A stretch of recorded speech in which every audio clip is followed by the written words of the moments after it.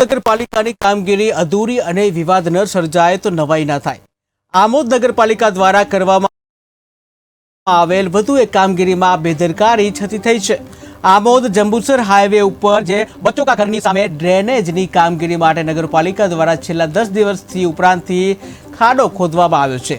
અંદાજિત 10 ફૂટ ઊંડા ખાડાને પૂરવા નગરપાલિકાએ ધીરજ દાખવતા આજરોજ રાત્રિના સમયે એક બાઇક ચાલક આ ખાડામાં ખાબક્યો હતો। જોકે સદનસીબે બાઇક ચાલક બચી જતા મોટી દુર્ઘટના ટળી હતી। અવારનવાર વિવાદોનું કારણ બનતી નગરપાલિકાની કામગીરીથી પ્રજાજનોને સુવિધા નહીં પરંતુ દુવિધા ઊભી થઈ રહી હોવાના અનેક કિસ્સાઓ પ્રકાશમાં આવી રહ્યા છે।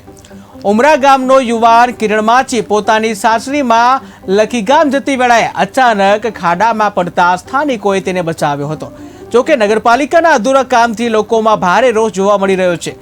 નોંધનીય છે કે નજીકમાં જ સ્કૂલ તેમજ બચ્ચો કા ઘર અને મસ્જિદે રજામાં પડતા અને ભણતા બાળકો અહીંથી પસાર થતા હોય છે। કોઈ મોટી દુર્ઘટનાનો ભોગ ન બને તે પહેલા અધૂરા કાર્યને પૂર્ણ કરવાની માંગ ઉઠી છે।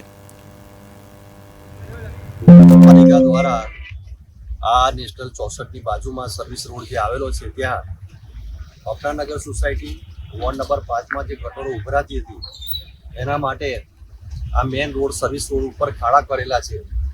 એ ખાડા આજે 10 દિવસથી કરેલા છે। હજુ હમણાં જ એક બાઇક સવાર બિચારો પોતાની બાઇક લઈને અંદર પડેલો હતો। અહીંના રહીશોએ ગાડીને એટલે કાઢેલા છે। આ ખાડા 10 દિવસથી ખોદેલા છે। આની બાજુની અંદર બચ્ચોના ઘરના છોકરાઓ ભણે છે।